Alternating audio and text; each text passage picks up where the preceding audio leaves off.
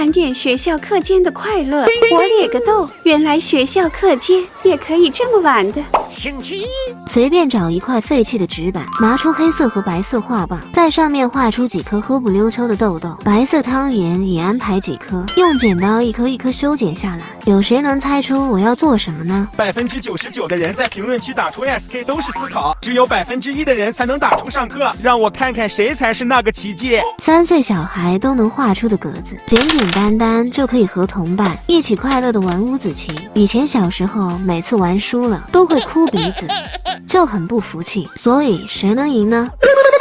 星期二，拿出刮画纸或者作业本，剪成一条一条，写上答案之签。什么男朋友来一打？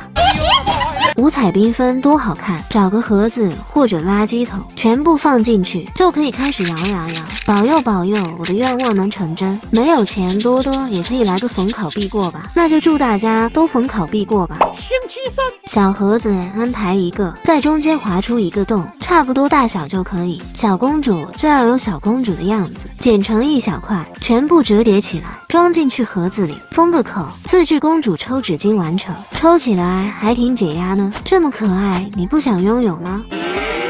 星期五，好像很久没玩纳米胶了，挤一点粘土出来，包裹在里面，包饺子，捏捏捏，圆滚滚的，再来裹上一层玉米淀粉，扫掉多余的粉，装进美美的袋子，价值几10块的团子就完成，把不开心都发泄出来。